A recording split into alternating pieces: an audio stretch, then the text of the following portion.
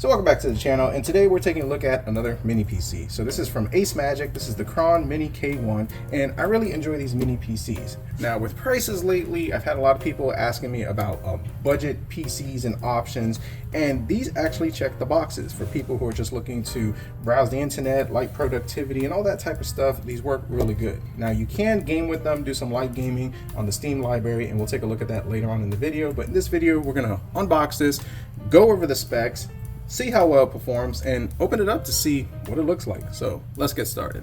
So let's go ahead and get this thing opened up. Now I believe this one has the i5 12600, 16 gigs of DDR4 and a 512 gig NVMe. I'm pretty sure it's an NVMe, and if I'm wrong, I'll correct it on the screen, or we'll see later when I open this up. Now, the one disadvantage of mini PCs is the limited upgrade path. Now, you can put more memory and storage in them, which is pretty decent, but as far as wanting to put a graphics card in here, that's not going to happen. I mean, you could do the whole external thing, so that works pretty good. And the CPU, you get what you get.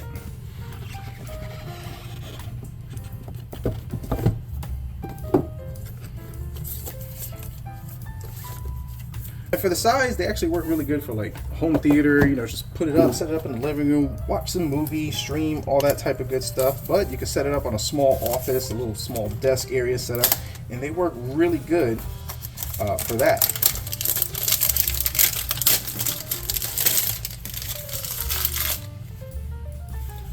Now we got our exhaust, maybe intake right over here. We'll have to see how that works, or there's more in the back. DisplayPort, HDMI, 4 USBs, and this one says, kindly note, for faster setup, avoid LAN initially. Connecting might trigger long updates, delaying desktop access, which, yeah, that's a thing. We're just gonna go ahead and take this off, and yeah, I'm not gonna plug it in just yet. We'll do the updates later on. In the front, one Type-C, 2 more USBs, audio, rubber feet, which honestly, I've had some of these that don't have these rubber feet and they just kind of slide, but this one stays where it's supposed to stay, so that's pretty good. In the package, you got the user manual, which, you know, I guess that's good if you're not familiar with PCs. And what do we have over here? So I imagine this is going to be the power. Yep, we do have the power. This is probably going to be the power brick, HDMI cord, and inside here, a power brick, nice and small and compact, which I think that's pretty cool. Provisions if you want to hook this up for the base mount. So one thing I have seen too, and these you see a lot in offices, in office areas, doctor's office, and all that type of stuff, is they mount behind the monitor, which is cool, gives you a cleanest setup. Gets rid of clutter, so that's pretty cool. But other than that, nothing too else in here. So let's get this out of the way. Fire this up, just like so. Let's plug it in to our HDMI. And we'll just put this away with the box. Not a feature that I commonly use, but it is an option. And like I said, I've had a lot of people reach out to me about budget PCs, and honestly, this is the best recommendation if a customer is not looking to get into heavy gaming, just something for browsing, internet, all that type of stuff. And every now and then they want some light gaming. These work really good for that. So let's go ahead, hit the power button, fire it up. Nice. All right, AMI, power management, and it boots right into Windows. All right, continue to English. And like I said earlier, this is not hooked up to the internet because I kind of just want to dive in, see the experience right out of the box. Yep, US, keyboard layout, yep. I don't have internet. Great, I just lied. Except, and I want to make sure, what I like about some of these is that you can actually set it up without using a Microsoft account, which I think that's pretty cool that they take that into consideration, and a lot of mini PCs do that. My name, user. Password? Nah.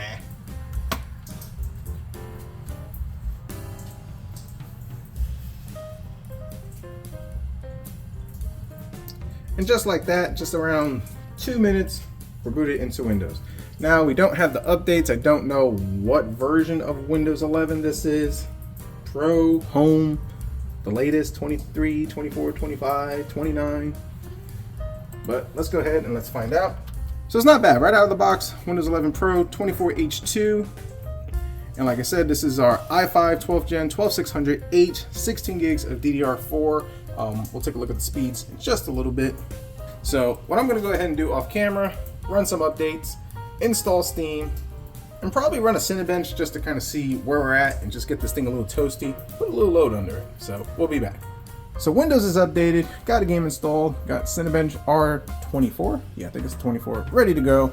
And just kind of installing updates and games and browsing and all that type of stuff. Our temperatures did spike up to 80 degrees Celsius, but just doing nothing, just kind of sitting here, we're at 46 degrees Celsius, which is not bad. And even when it did spike up to 80 degrees Celsius, it didn't sound like a jet engine, so that's cool. Now the first thing I want to do is game on it. Now this is not a gaming machine, but you can do some light gaming, which is nice about it because there is a little bit of power. So the first one I want to go ahead and do is play Escape from Ever After. This is new. If you ever played Super Mario RPG, that was a fantastic game. This game is like everything that game was missing, so maybe it's better. I don't know. I'm only in the beginning, but I'm enjoying it so far, and talking to other people who play this game, it's fantastic. So let's go ahead and let's play it. Do you want to allow this app to make changes? Sure.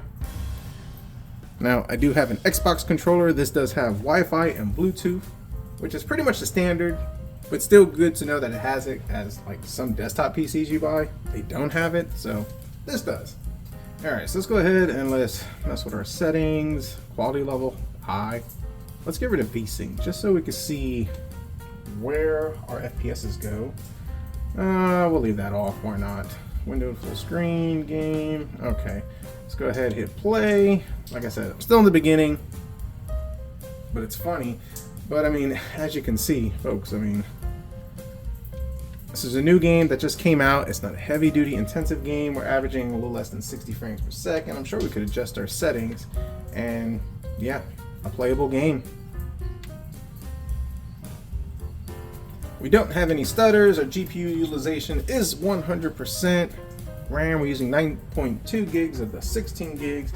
And yeah, temperature is 57. This is not an intensive game, but this is a prime example of why like mini PCs like this, even though they're not geared for gaming, there are a lot of great games in the Steam library, Epic Games library that you could get on and game. So it really makes this thing versatile. So I'm gonna go ahead, I'm gonna get out of this, and let's take a look at Cinebench and the temperatures. So running Cinebench R24, our temperatures a little bit spicy. So we are running the CPU single core. As you can see, we get spikes to 91 degrees Celsius. Right now, it's sitting about 63, 58, 69. It's a little bit all over the place. But considering what our temperatures are and what they're spiking to, I don't know if you can hear it with the rain. I think it's pretty quiet. And just like that, we're done.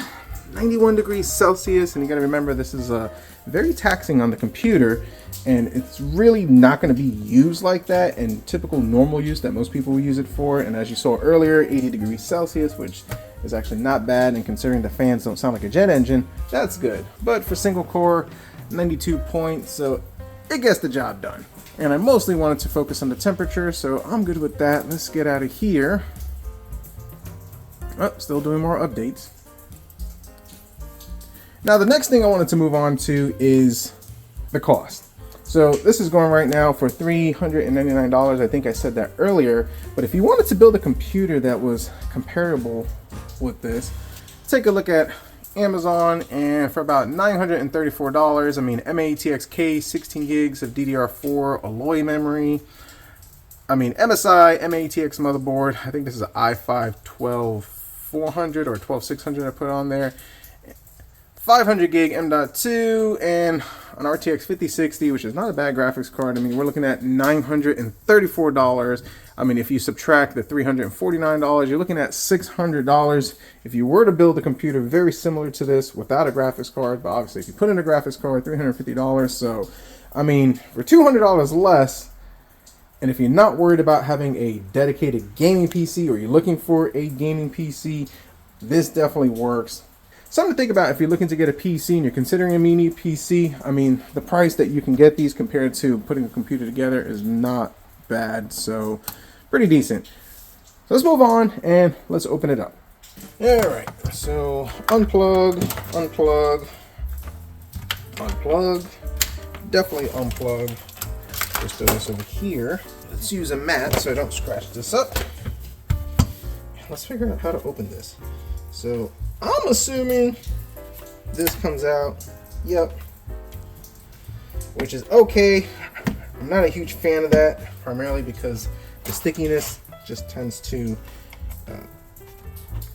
not last long term. It's a bit of a headache. So as you can see, just taking that apart, our stickiness is, yeah, you know, not ideal, but I get it. I think it would have been a lot better if they would have just put the screws over here or next to it, but that's just my opinion on that.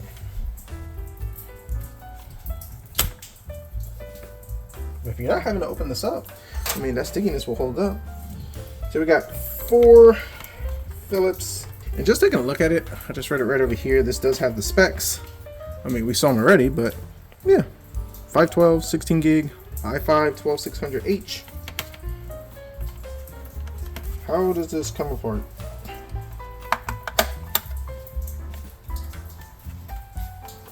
We're just gonna pull.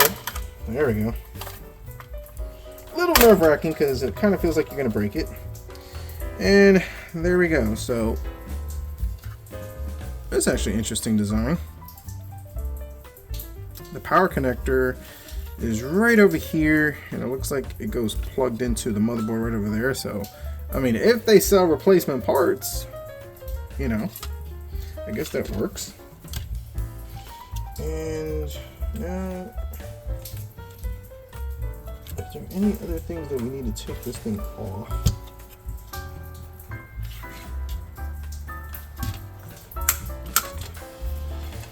Okay, so that just kind of snaps off right over there. There's a little piece of tape over there that we can pull. Gotta kind of keep in mind of the Wi-Fi antennas.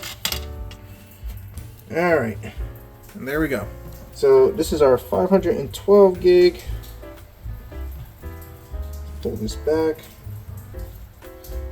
This is made by Darlar. Never heard of it. FP3, NVMe, M.2 SSD, PCIe Gen 3.0 X4. Sure. So for our memory, DDR4 3200, 16 gig. It is a single stick. So we actually could get another one of these, put 2 16 gigs and have 32 gigs, and well, memory wasn't so expensive. That'd be ideal. Gonna go ahead and reseat this exactly where it was.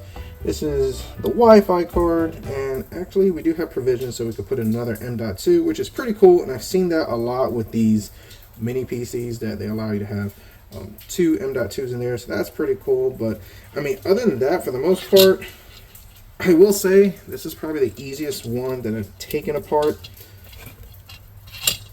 Oh, minus the little feet. But the battery is replaceable, so nothing fancy about it. You can actually order these on Amazon. And this is what I was talking about earlier. Pull this out. Yeah, there's your connector. Just like that for your power. And I'm not going to remove these because these are annoying to deal with. But yeah, other than that, pretty cool. And she's put back together. So let's wrap this up and give you my thoughts. So for $400, you actually do get some decent bang for the buck. If you want to try to build a computer that's comparable to this, as you saw, brand new parts, you're looking about $650. If you want to add a graphics card to it, you're looking closer to $1,000. And if you're not looking for a gaming PC, then this is something that's definitely, I recommend, and you can consider. Not only is it good for like, home office stuff and just basic productivity, but you can actually play some games on it. I mean, we played a new game on it and it was actually pretty decent. Yes, you're not going to get all the high FPS. This is not a gaming PC, but it is definitely gaming capable. Options to consider is for ROM emulation, just potato games. But I mean, outside of that, it's actually pretty decent. And for the price, if you're looking for something new, small, simple, I recommend it. And it's actually been really good and beneficial for me in the garage because this is an option I've been able to recommend for customers that have been quick, easy flips. Not all my customers are wanting gaming PCs. In fact, I get more customers that are just looking for basic office PCs.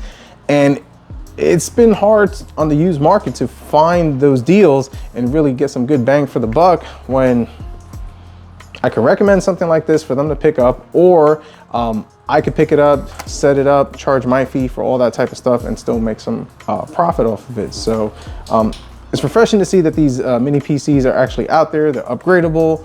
They are an option, and I do recommend it. And with the i5 12th gen, 16 gigs of DDR4 and a 500 gig NVMe, and the fact that you can upgrade the memory and storage, definitely worthwhile. So I'll post a link if you're interested in this. Definitely recommend it. And if you're looking for something with a little more power or even just something a little more gaming capable, Ace Magic, I was looking at some of their other variants that they do have. They actually have some ones that are actually geared more towards that. So you can definitely check out their website if you're looking to go that direction. So with all that being said, comment down below. Let me know your thoughts, concerns, criticisms. What are your thoughts on mini PCs? If you have one, what do you use it for? And in your opinion, are they decent bang for the buck? If you like this video, definitely hit the like button, subscribe if you're not. And as always, we'll see what we come up with next.